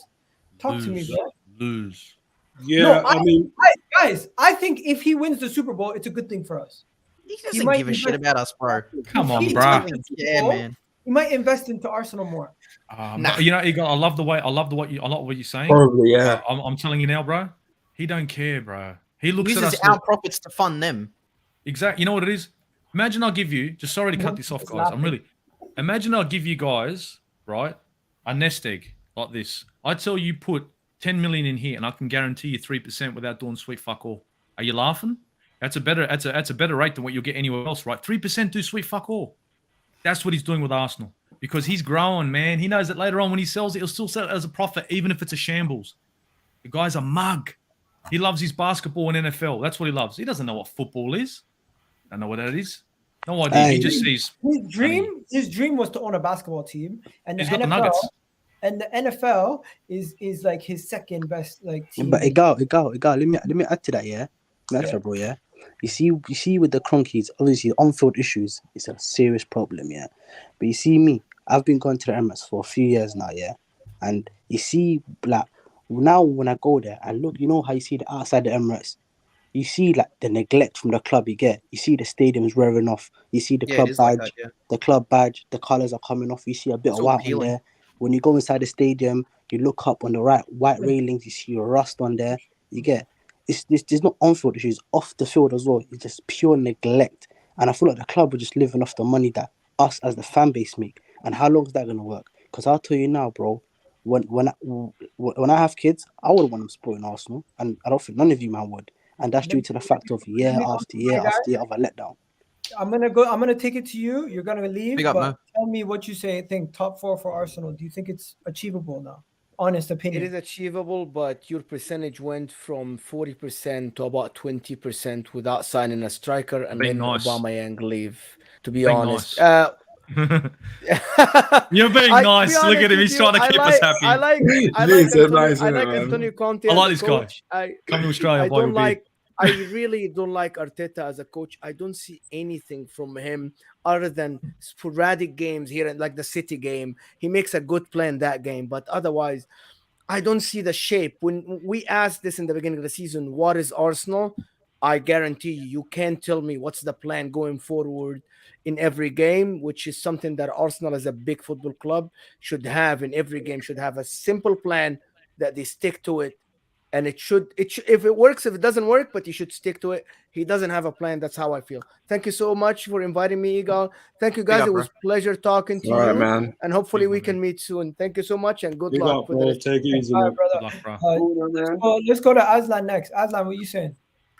Yeah, bro. I mean, back to what you asked me about the investment that he's done to his LA Rams. Mm-hmm. I mean, out of those 5 players, I only know who Odell Beckham Jr. is. And I guess maybe he's, that's because he's the Mbappe of the NFL, let's say that. There you go. So, but I mean, look, to where he got the LA Rams from where they used to be, what was it, in St. Louis or St. Louis? And to where they are now in Los Angeles and that new crazy, stadium that they've built and this team that they've invested into, it just goes to show that how they've took the mickey out of us Arsenal fans. They've, from a business standpoint, they knew once upon a time Arsenal was their cash cow. Sorry, Aslan, continue. Someone said I just saw the comment. I'm sorry, bro. Someone said he looks like a McLaren. I'm better looking. I'll pick Mkhitaryan. Yeah, 100%, mate. 100% Aussie. Yeah. So they've used Arsenal like in their sports enterprise. Arsenal was their golden goose or their golden egg. We obviously was used as the main asset. To use as collateral in order to fund that Rams project, right? And, since they've made their move and, the additions that they're making to the team and, you saying they've made the Super Bowl final twice in the last 3 years. I mean, what is that like making the Champions League final? UCL final, yeah. Yeah. Okay, right. In comparison, okay. So yeah, it just goes to show that this guy doesn't care about us, and he obviously doesn't care about Arsenal Football Club, because when it comes to us producing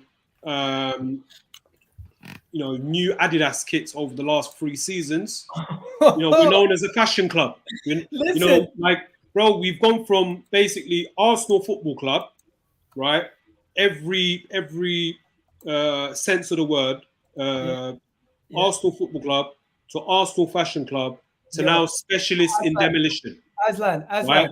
This whole rebuild, rebuild that we were hearing from the summer, this January, we've demolished everything, bro. Aslan, this is Edu. This is Edu tomorrow. This is literally Edu tomorrow.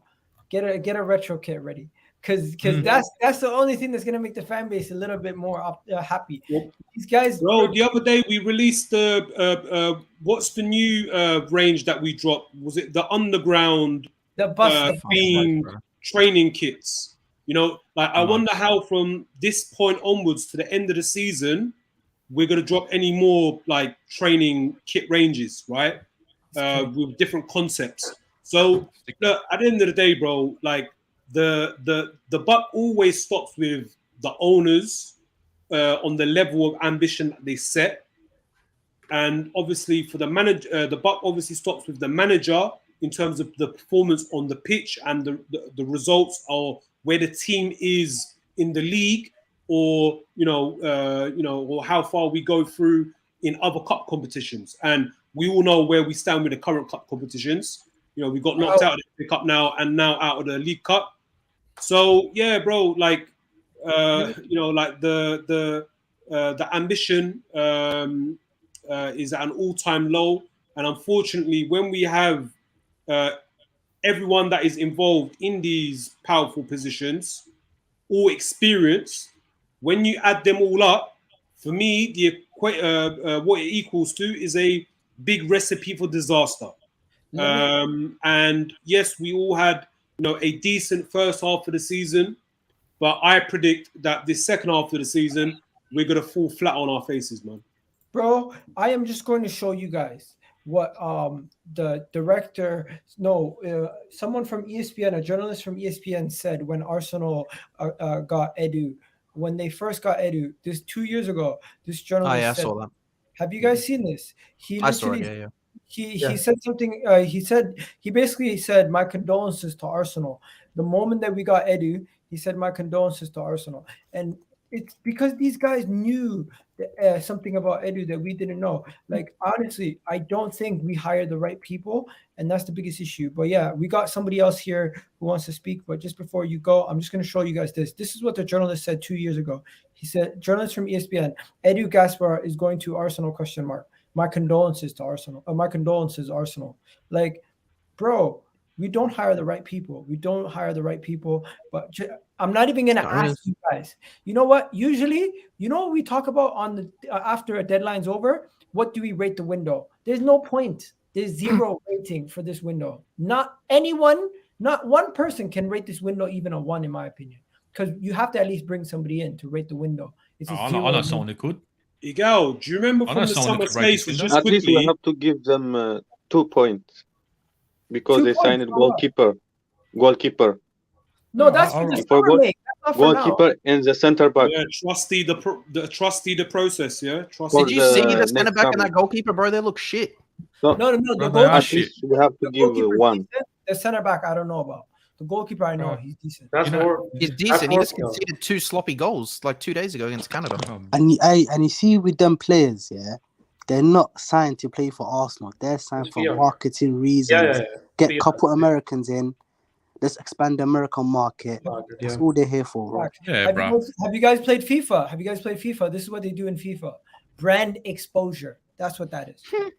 Brand. You see how it says short. It says short term. It's going to be priority 1 at Arsenal. Like you said, high priority. You don't get this, you're fucking fired. You've got, you know what I mean? It's all about that. There's no incomings, there's no fucking glory, there's no trophies, no qualification. It's just brand exposure. Exactly. And it's the domestic success and whatever. It's all low priority for Mikel or Adu and whatever. said money laundering. It doesn't even matter.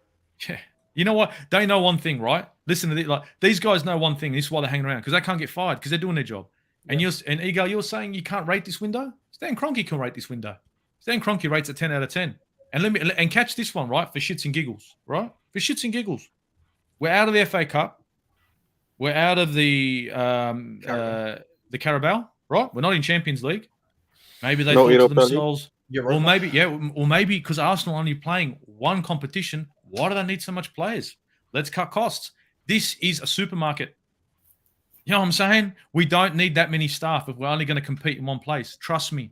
It's big business. This is the way they do things in different styles of business, not football.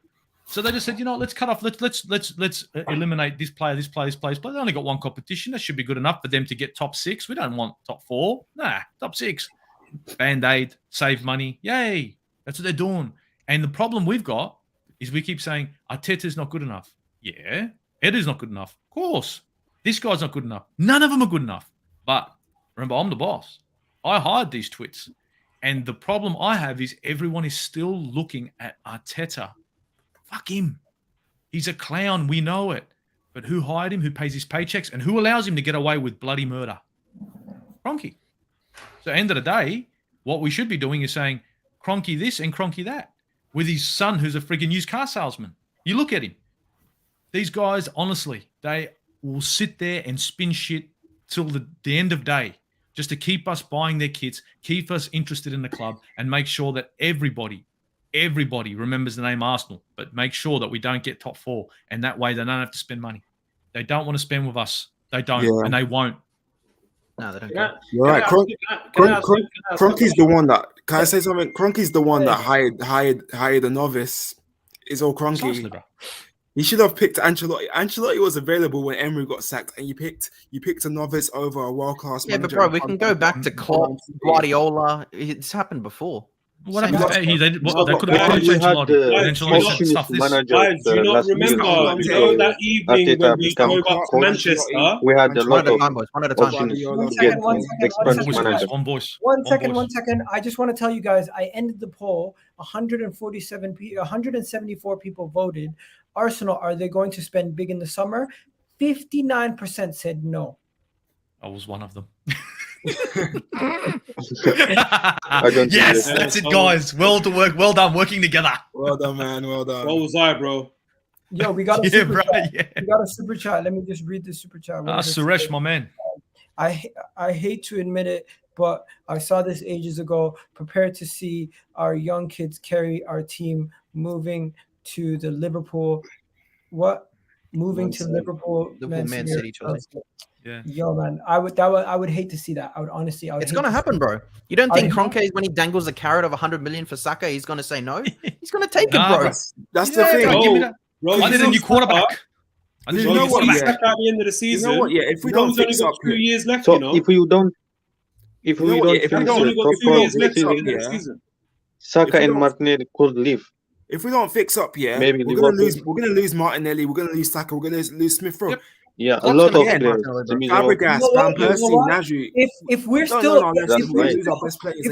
not in the Champions League in 2 years' time, I would be mad at them if they didn't want to leave. I would be mad at Martinelli and Saka if they didn't want to leave. Why are you going to be complacent with a team that is not in Europe or not in Champions League when you know you are going to be a future star? And first of all the people comparing other people to our youngsters, I don't want comparisons anymore. I'm just happy they're my youngsters. But when they are carrying the squad season in, season out, and we are still not in the Champions League, if they don't want to leave, I'm gonna question their mentality. Yeah, because if we don't buckle up ideas and fix up, Martinelli will go. He'll go to Liverpool. Saka will go to Man City, and Smith Rowe will go to Chelsea. It will happen that if we don't buck up and fix up, because Fabregas, Van Persie, Nasri, we've lost players in the past, and we can.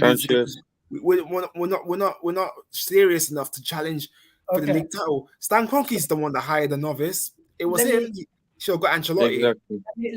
Let me just close this video down by saying closing statements. Jasmine, what are you saying? I'm saying like this whole process of youth project and kindergarten FC, this has to stop now because like they what's the guarantee that we are signing players at a young age and we're going to sell them for more money, because that's a project they turned into, right? What's the guarantee that we bought Ben White for 50 million and we're going to sell him at 70 or 80 in 2 years time? We don't know. He might turn out to be like a shit player and then we lose out on money on Ben White. So the entire thinking behind signing youth players so that we can get more money out of them is useless. So my point is, why don't you sign players who are ready right now instead of going for youth project? It doesn't make sense. So I don't expect us to finish in top 4, not this year, neither next year, if we have the same management. There you go. Yo, Babs, what are you saying, man? If you're free, jump on, man. Yeah, bring Babs on, bro. This guy backs Mikel to the fucking hills, man. He needs to come on. I like Babs, man. Babs wears his heart on his sleeve. I like Babs, yeah, but why is he backing the rookie? Yeah, but like, bro, he's seriously? backing this fake process. It's not good enough, bro. Listen. Everyone has their own opinions. I get that. I personally respect somebody who stands by their beliefs and they don't waver. Although It's called delusion, Igal.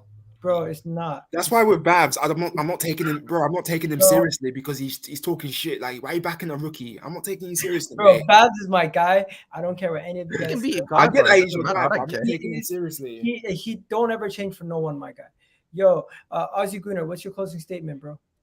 Closing statement is we're probably not going to make top 4, guys, and don't hope and pray for much in the next 2 years. Because the way because the way we're going, these guys are not showing any ambition. So we're going to become the same club that we were under Wenger, but nowhere near as good to make top 4. I know it sounds fucking doom and gloom, but with these owners, we can't take nothing seriously. We've never finished 8th with Wenger and Emery. Emery got 5th with a worse squad. One second, Tommy. I'll go to you next. All right, man. Dylan, what are you saying? Closing statement. Closing statement. Hope and pray, guys. Hope and pray. That's about it. What about yourself, my guy? Closing statement. What's your closing statement, Mr. Thomas? Oh, he's on mute. You're on mute, bro. You're on mute, bro. What? I hope when the Rams win the Super Bowl, Kroenke sell Arsenal and we get to free. I wish. wish. Thank you, Mr. Thomas. I'm gonna keep a party when the Super Bowl going on. I'm praying that they win. We can sell it to the African guy or the Spotify guy. Yeah. Thank you, whoever Mr. it Thomas. is. Have a good one. Appreciate Mr. Thomas for coming on. Tommy, what are you saying? Closing statement. Back to 8th again for the 3rd time in a row, and everybody's gonna get gassed except mediocrity. And I am finished with this club with 8th again. That's not my level. Wolves will get 7th, back to back 8th. I've warned people about him. I've warned you lot, but it is what it is. 8th again for the third time. Okay. Thank you, Thomas, for coming on. Appreciate it, bro. I'm gonna go to Guapo next. Guapo, what are you saying? Closing statement. Just literally, man. Just hope, man. There's no actually even hope, man. Just accept reality right now. You get it got to a point where it was been hoping year after year. You get, and just now it just got to a point where we're literally staring at the bottom of the barrel right now, thinking what's next for the club, what's next for these players, and who's gonna want to come in and play for a manager like Arteta. Because if I'm a big player and I'm looking at Arsenal right now, I'm seeing what he done to Aubameyang, what he done to these Mesut Ozil, these type of superstar names in the world of football, and I come in, I'm thinking, why would I want to come into that? If I have one disagreement with him, I'm out of the club as well. You get, so at the end of the day, just about support the team minutes and just see where we go. There you go. We got Babs in the house. Babs, what are you saying, bro? Yes, how's everyone doing? They sound very depressed. We're fucked. Miserable. Yes, man. No one's died, man. You lot could, you know what I mean? It's not a funeral today, man. You reckon? No, oh, yeah, bro. Bro, wait, you've been drinking, haven't you? Look at you. You've been drinking. I've not been drinking at all. I've been drinking water. You're right. You know, get the H2O. Oh, yeah. I'm sure it looks like fucking water, mate. Yeah, I know what you fucking drinking. Babs, where's the optimism? All right, give me one question at a time. I'll answer. No, I just want to know where's the optimism coming from. I need to hear your perspective on obviously the back. I know you love Mikel. I need to understand your perspective of the situation. All right. So first things first, there's no optimism. Optimism sense is like I'm very happy today. No, I'm also very disappointed. I wanted a striker just as bad as you guys wanted, and a midfielder. So I'm actually very disappointed on that behalf. But in terms of Mikel, you say I love Mikel. Yeah, he's an Arsenal manager. Of course I'm going to support him. But if he fails to get his target this year, which is top 6, he deserves to go. So this isn't no Mikel Arteta fanboy fan love bollocks. Only because I support a manager doesn't mean I love him to death, right? So let's get that clear as well. But in terms of optimism and this state of depression, we're 8th again. What, there's one signing of a striker, because you guys wanted ISAK, right? I'm sure I'm saying, right? If ISAK signs today, you guys... I wasn't running after ISAK, So- I was running after Tielemans. If Arsenal signed your player, so let's just say Tielemans, for example, today, do Arsenal go from 8th place to 4th place? No, but they've got a chance now. Not with that one signing. No. No, but they've See, got a exactly. chance now. It shows ambition, and it shows ambition. It sounds we're No, moving but in the it right does direction. show ambition. Increases for sure. It does show. It does. But what we've made it out to be is if one player, whether it's ISAK or Tielemans, whoever, is the difference from 8th and 4th. That's too much, in my opinion. That's, in my opinion, at least, I think that's too much of a difference. Arsenal's one player, no matter if you're signing, unless you sign Lionel Messi, for example, one player is not going to take Arsenal from 4th to 8th. I think what's happened is us fans are disappointed about lack of signings, but the whole 8th business, that for me, it's really stupid and naive, personally speaking. I think it's Arsenal team, that first team, is more than good enough to get top 6 at least, right? That first, let me make it clear, that top 6, right? That's the target, minimum target from Mikel Arteta, Europa League football. If he doesn't get that, he deserves to go. Because that team that he spent on at least gets top 6, in my opinion. Okay? Now, top 4, right? Top 4. I want to come back. What everyone wants. Fans want top 4, right? We want top 4. That's our goal as fan base this year, right? Let's get top 4. We'll be happy with top 4, okay? As it stands right now, we got 17 games left of the season. We're 2 points off the top 4 as it stands right now, with a game in hand. So how have you guys taken one day of a transfer deadline day, started crying and, oh my god, it's season over, and overreacting? In my opinion, you guys are really overreacting. Not just you, a lot of the fan base, right? No. Take it after games. You're allowed to react after a result. The window does not decide the top 4. You not get... After the summer transfer window, I had so many Arsenal fans say, 4 out of 10 transfer window, 2 out of 10 transfer window. How'd that work out for you guys? How'd that work out? Because us fans are fans for a reason. In the summer transfer window, Ramsdale was the worst signing ever. And then he goes and plays for Arsenal. Everyone goes, oh, he's a brilliant goalkeeper. So what I'm saying is let things play out before you start reacting. When things actually play out and Arsenal win or lose games, then you're allowed to actually be angry or not. Right? So that's just my opinions. If you guys disagree, take it away. But we've seen January obviously play out now. One second. Babs, before the window, I thought top 4 is still possible. After the window, I feel like we've taken a blow in our opportunity to take advantage of this window. And our top four hopes were, in my opinion, we're going to be pushed by how proactive we are this window. Don't you feel like this is similar to the window again where we were competing against Leicester? We didn't strengthen. And we are now in a situation where we could have missed an opportunity to strengthen and solidify top 4. You mean the summer of 2016 or 15? Is that what you mean? No, that check window. The January window where we only signed El Neni, we had an opportunity to strengthen and win the league. Now in this window, we had an opportunity to strengthen and get top 4. And it seems like it depends on what your point is. Because if you say summer, 100%. Because for me, the summer transfer window is the main course window. If you want to sign a main player, you sign him in the summer. Right? So that's where the ultimate disappointment comes from, that window. January is always the side dish window. You get loans, you get short-term deals, unless there's a big mover where you lose a player so you get a player in. We saw it with Aubameyang. So I'm not sure about January in that win season, but the summer for sure, 110%, that is to blame. So if we go into this summer, right, and we don't sign a striker, you guys are allowed to riot. You guys are go to outside the Emirates and start protesting for what you want, right? But this is a January transfer window, and we tried to sign a striker who was available, right? And who was the striker? It was Dusan Vlahovic. Is it our fault that he wanted to stay in Serie A? No, because it's his choices. He can make that, right? Alexander Isak, if we want to, let's just say Isak, for example, and we'll go Tielemans, because my mate's a Tielemans, right? Yuri Tielemans plays for Leicester. He's a starter week in, week out, whose contract expires in 17 months' time, okay? Leicester have made it very clear that unless you pay a ludicrous amount of money right now, you're not going to get it. Right? Yeah, but bro, listen to me for 1 sec. Listen to me 1 sec. I just want to come back to you for 2 seconds before I just jump, because I'm going to have to jump off. Please, I'm sorry, bro. Go for it. Let me tell you one thing, right? I think our first transfer window was fucking great because we had to replace the whole back line and the goalkeeper, right? And we filled in a lot of positions. Can you agree on that it was a good transfer window? I agree, it was great. The signings that we made were all good, right? No one can complain about that. 156 mil for the players we got, fucking great. But do you also believe that the reason why we fucking did that is because if we did it, we'd be in fucking 14th right now? Can you agree on that? No, 100% I agree. So you think? So I'm just saying, would you agree? Just this question: if we didn't make the signings that we did earlier at the start of the season, would be sitting in 13th and 14th, respectively. Yeah, yes because or no? 100%. We needed to. That was a summer transfer window, and we had to address it, and we did. Yeah, we made wholesale changes in the summer, not January. Go on. One sec. Let me finish. So now we've made those changes. We've solidified the team, right? But the problem we have now is we've got gaps in the midfield. We've got a squad. We didn't have enough players to fucking field in the North London derby. We clear a lot of players. We get rid of Aubameyang. Now, don't get me wrong. I know he's not in great form. I know that. But we leave ourselves even more bare up front by getting rid of him so we can save some fucking money, right? We've got players on loan like Ainsley Maitland-Niles who can play right back or centre back. I'm not saying centre mid, and I'm not saying he's great, but he's on loan, right? And we've done nothing in his transfer window. Are you telling me right now, that this is not a big deal?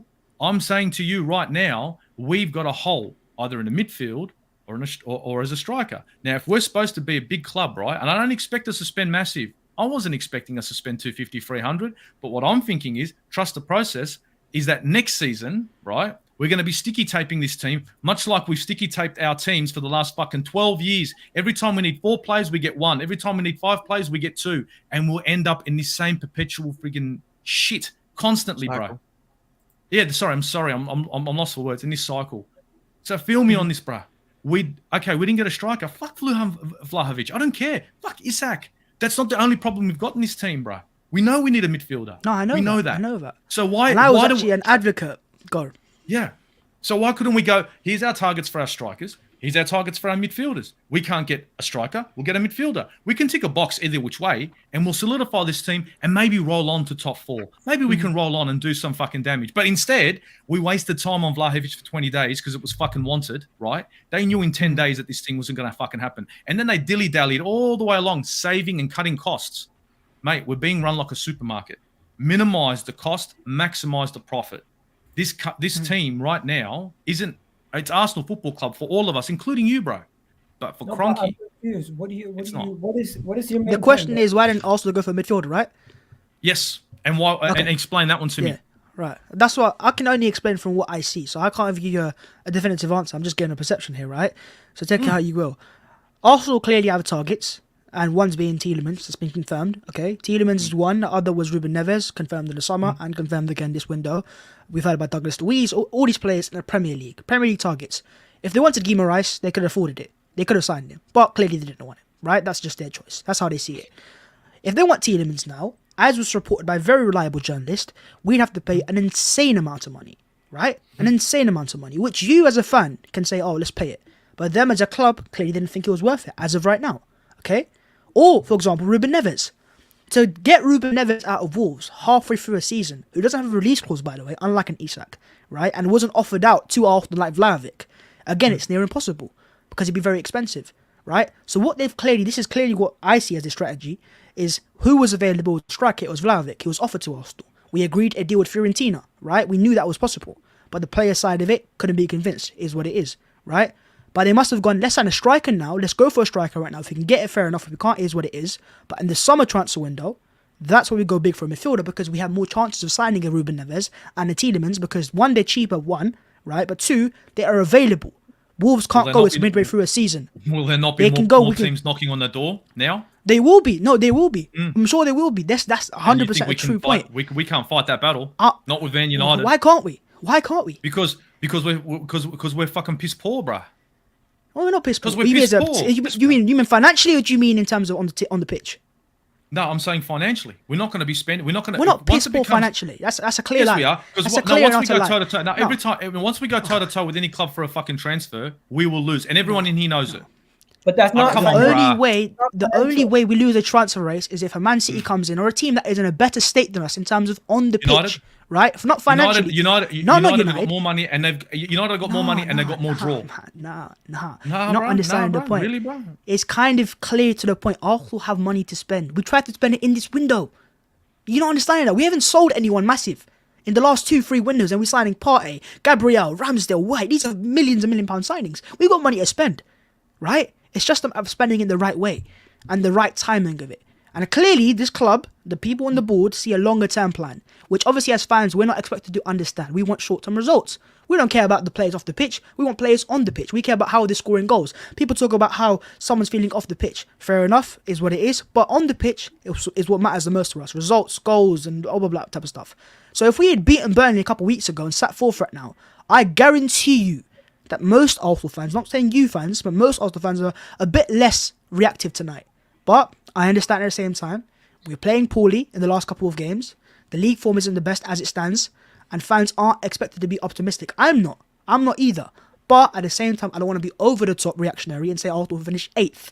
In my opinion, that is too much. Can I ask We're a top 6 team. We're a top 6 team. See, that's what I'm saying. I'm not saying we're 8th. When I hear 8th from people, top 6. 8th, back-to-back 8th finishes. I'm like, calm down. Still calm down. But it's not as easy. Who thinks we're finishing 8th here? Please, can someone... Can I ask you a question, perhaps? You said that... Go for it, my friend. Boys, I'm sorry. I'm going to do the dart. I'm so sorry. I'm so sorry, boys. Mate, it's been great. Take it easy, bro. Guys, go check out Aussie. Yeah, just a quick question. So you said before the season the objective was top 6. So my question is, why is the objective top 6 for Mikel, whereas for Unai Emery it was top 4? Why has the... Now you can't answer me saying that we finished 8th, so that's why the objective is top 6, because that's an improvement. Because he's the one who brought us to 8th. So my question is, if Unai Emery was brought in to achieve top 4, why is the standard so low for Mikel that he just has to finish top 6? I think it's a bit of two things, isn't it? First things first, you're right, the standard is dropped, which is not the right thing for us as fan base. Because we should be, as an Arsenal fan base, looking for the title most years. That was the mentality a couple of years ago, or 5-6 years ago. So it's changed, right? But I think also there was a overestimation to the players that we signed in that Emery era of how good Pepe was, how good Aubameyang and Lacazette are together, how good the signings we made in that summer of 2019 were. Where Emery wasn't sacked because we finished 5th, right? He was sacked because the following year, having spent £150 million, we dropped to 8th and 9th. That's why he was sacked. So I hate when fans go and say, oh, we got sacked when he was 5th. No, he got sacked the year after. Not 5th, the year after, when he was 9th and 10th, right? And then Arteta came in. And then we ought to realise that the fan base, the signings we'd made, not good enough. It took us a long time, especially with Nikolaj Pepe. Oh, Pepe's going to come through. I'm one of those big fans. I've got Pepe on the back of my shirts. Pepe's going to come through. It's this year. We trust the process of Pepe. Hasn't worked out for him, has it? Right? That goes back to the old regime before Arteta came in, before even Edu came in, that signed these players, right? And now the new team, the new regime had to fix that up. And when you rip that apart, you've all these different regimes, Wenger's players, Emery's players, Raul's players, Mislintat's players, in one regime. That's not going to just happen in the one window. This isn't career mode, unfortunately. You can't just sell everyone at one time. Because now we do it in this window. We sell players, dead wood, that us fans for years have been crying about getting rid of. And now we've got fans saying the squad's weaker. The squad is not weaker. The quality is still not there. That's the difference, right? The difference between the squad being weaker and the quality not being there. I think in terms of first team positions, right, for a top 4 battle, we're fine for right back. I think Tomiyasu's perfectly good enough. Left back, we're fine. Centre back, in my opinion, we're fine. Goalkeeper, we're fine. Even in terms of midfield, if Partey and Xhaka are playing, I think they're fine, right? It's just in striker where I think Arsenal should have improved this window. That's why I'm disappointed. Justin, can I ask more question? Yeah, you see how we know the problems off the field with the board and the owners, yeah. But right now we're gonna the transfer window's open, the closed. I mean, we can't do nothing about it. But on the field, if us fans who we support Arsenal through thick and thin, no matter what happens, we're still gonna be here, are not motivated. How are we going to expect these players to be motivated after seeing that the club they play for isn't ambitious? Some of them probably been lied to. You get telling them, "Oh, we're going to do this, do that," and some of them probably don't want to be here right now due to the current state we're in. So how do we expect them to perform to the level that we need to for us to get maybe a top 4 or top 6? First thing first, we don't know if they're unhappy or all happy because we're not in the dressing room, right? So we can only assume as a fan base, okay? But if that was the same scenario, right? One sec. If that was the same scenario about the whole, oh, how are they meant to be excited? I'm sure in the summer when every single Arsenal fan was crying about our signings and going, oh, these are underwhelming, right? You think what the dressing room wasn't seeing that? Oh, who's Ramsdale? Why is he coming in? Who's Ben White? Why is he coming in? Right? But it didn't stop them then, okay? When every fan was depressed after the summer. So why is it going to stop them now? when they're playing as a team, when they're clearly right. Let's use Aubameyang for example. If Aubameyang was so important to this Arsenal dressing room, how come after letting go Aubameyang out of the first team, we go back-to-back 4 wins, score 20 goals in 5 games?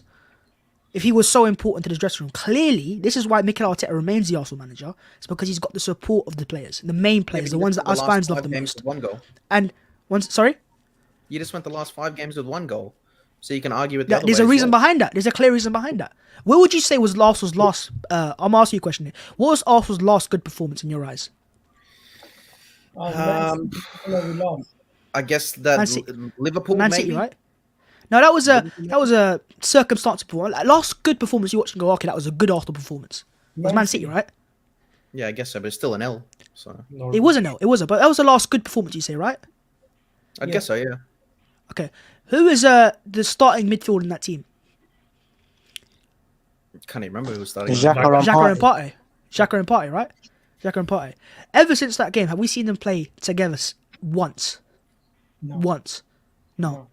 This just shows how fragile this team is. This is where fans are right to be concerned. The squad is fragile. So if, God forbid, a Xhaka or Partey injury was to occur, we're in big trouble. Or red card. I understand that. This is why I've kept saying, people said striker. I'm saying midfield. Midfield is an issue. I want to sign a midfielder this window. But fans want goals from a striker. They want the goals. They want the goal scorer. But if, for me, as I keep saying, if Xhaka and Partey remain fit, in my eyes at least, Arsenal stand a good chance of still making within the Champions League. Call me delusional all you want. I agree. There's always Okay, a how many chance. red cards since become Guys, Mikel stop for a Arteta? second. Stop for a second. 12 red cards. We can all agree. We can all agree. There's a lot of ifs in every scenario. Of course who there is. can get top 4, but I still do believe if our 11 is fit for those 17 games, we easily could win majority of those games and get top 4. Look, we've got 1 game a week as well. The biggest if is if they can stay fit, because our first 11 can compete for top 4. The problem is the deeper we go into our depth, we don't have that. Our first 11 is as good, and it can stack up with majority of these teams when it comes to balance and quality. Maybe not the top quality. We don't have the top quality like the Pogbas and the Kanes and these kind of guys and the Cristiano Ronaldos. We don't have that. And all these other teams competing for top 4 might have better strikers than us. But what we have is a balanced squad and of players that have been performing well. If they continue to perform at the level they've been performing this season, Martinelli, Smith Rowe, Odegaard, and Saka, and they don't take a dip, we can continue to compete. That is But not the point is, if we are In my opinion, I want to see Martinelli in front, Pepe on the left wing. Say it again? Might have to do that. In my opinion, I want to see Martinelli in the front, Pepe on the left. That's good for me. Okay. That's my opinion. You know. I'm not gonna lie. I want to see Pepe. I've even with heard the some starting shouts 11. I've even heard some shouts. People say Pepe as striker. I don't think starts Lacazette. Well, in the 2 years Arteta's been here, Igal, with all the experimenting he has done, we haven't seen Pepe play up front under Arteta. So maybe that option can be explored. You know, give it a try, because he's tried everything else. Yeah, but AK, the We have to problem give with him the me, time to listen, the problem with me exploring right now is very risky. And the fact is, when we play Wolves, we could. This is a very important game, and the fact is, we lose. Guys, listen. We lose. We're 8th. We win. We're 4th. For my health, I pray to God we win that game. Because if we lose Guapa, let me ask I don't think Mikel would either have any excuses either. To be honest, that going into that game, let me ask you Xhaka and this. Partey available as well. Oh, is Xhaka back for that game? So when we face Wolves, Lacazette is leading the line, and then he gets subbed on, say around the 75th minute, which is, or even 80th minute. This is what Arteta does, right? He doesn't make a change at half time or anything less than 70th minute. When he subs off Lacazette, would you rather NKETIAH come off the bench or Pepe come off the bench? Pepe, he's a goal scorer. Obviously Pepe, but obviously I'm also done with vouching. What'd you say? But That's a Mika Birif. You lot underrated Mika Birif. That's a top youngster. Nah, but listen, I've been one of them ones vouching to I've never say seen him why play. not put Pepe? Why not try Oh, he's Pepe a as baller. a Just number like Vlahovic 9 2.0, due to the fact that perfect player. you can't be sticking with Lacazette. I'm and not Nketiah. joking, by the way. I'm being serious. You're being serious. If you watch Birif play, he's literally like Vlahovic, like in terms of ball striking ability. That's what Vlahovic has, right? Vlahovic is just a great ball striker. He ain't got great pace. He's not a good passer. He's a great ball striker. That's why he scores goals from angles. You're You watch saying- Birif play, he's a his skin. size and the height. So you're saying promote an academy He's player. got decent pace, bro. He's not a snail. No, I mean, I said Vlavic's main attribute. If you watched him play week in, week out, right? To fans that have watched him play, they will say his superpower, Vlavic's superpower, is his ball striking. He can strike balls from any angle. 100%. It's like Harry Kane. Harry Kane's got the same thing. He's just got elite ball his striking. left foot has got venom for sure. Yeah, so that's where Birif thrives. He's a clean ball striker. Very, very clean. That's where some of our strikers, some of our attackers fail. Like Bukayo Saka is very inconsistent, but he can strike a ball, right? Where Birif really thrived from is that ball striking, which I'm very excited that he's potentially going to give him a chance in the second half. Do you guys have any confidence if we are trailing in a game that someone can come in, like Eddie and Kerry can come in from the bench and rescue us? No, I don't. Not Eddie, but if it was Pepe, for sure. We've seen it from because we say that. We say Pepe, but this manager is not going to bring in Pepe from the bench because we've seen that in the past. He brings in, always brings in Eddie, and we haven't won a single game in this Premier League when we are trailing. So I have no confidence in this team because it is a young team. Like when they start well, they start the second half well. They can win the game, but if they're trailing, they never win a game. What worries me is that the lack of leadership in the team, and I've always said this: like it's good to have a young core, but I feel like we really lack some really strong leadership, some older players that can rally their team. Because at the end of the day, these are a group of kids. They're all younger than us. I think you guys are probably like mid-20s as well, I guess. But these guys are younger than us, man. So they're gonna burn out eventually, and they need someone. And we've been lacking that for years, man. Even when Auba was captain, he wasn't really a captain. He led by example on the pitch, but as soon as the goals dropped off, he wasn't leading anymore. So it really worries me, that lack of leadership in the team. We've signed a few though. I mean, if this is just my perspective of going to games, like Ramsdale, watching him because yeah. He's so vocal. Like that's what you want leaders, right? Leaders are vocal people trying to command players. So he does that as well. So it's coming into the team, but it's just a lot of pressure put on Smith Rowe, Saka, and Martinelli to provide. That's what I mean. I'm worried about the basis. burnout. It is. But I think burnout is not a big an issue for me because we've had so much time off. And we're not going to have cup games that give players potential more chance of injuries or more draining games. So the one game a week should give us an advantage, but you can't predict the future. You can't predict what's going to happen in training or in games for players. But it's the midfield for me. That is the biggest concern, but also our biggest strength if they're fit. Let me wrap it up, guys, because we've been going for almost 2 hours now. Babs, what's your closing remarks off the window? If you were to say one. Disappointed, very disappointed in the window. And I'm more on Edu Gaspar, if anything. I looked at his transfer policy. The whole we started negotiating for Vlahovic in October, according to Fabrizio Romano, and from October to January, it took you that long to realize it's not happening. You can't be Arsenal's technical director and get away with stuff like that. Because ISAK, for example, we wanted him, and I think we made an offer for him as well, but. You're not going to get a player you can't negotiate for a player so important halfway through a season. We said the same for Neves and Tielemans. So with Vlahovic, for me, yeah, exactly. So with Dusan Vlahovic, it was the biggest mistake Edu's made. He's made quite a few mistakes, by the way. But I think in terms of the whole weakening of the squad, I don't think we weakened the squad. I think we've got rid of players we should have got rid of, right? Except for the likes of Aubameyang, they're debatable, but the Maris and Kolasinac and Co, I'm not really worried about that. And I mean, first team wise, you look at the players now. If you classify Deadwood now, that players are Arsenal need to sell now. I think we've got 5 left potentially. Leno's going to go in the summer. Cedric at right back. NKETIAH, he's going to go as well. El Neni has 4. And potentially Xhaka, he might go as well. But Deadwood players, there's probably 4 players there, right? So we've only got 4 left, and then you can build from that in the summer. So, sorry. I said Lacazette. Yeah, Lacazette as well. There you go. And that's even more wages. So for Arsenal now, they have set themselves massive standards for the summer now.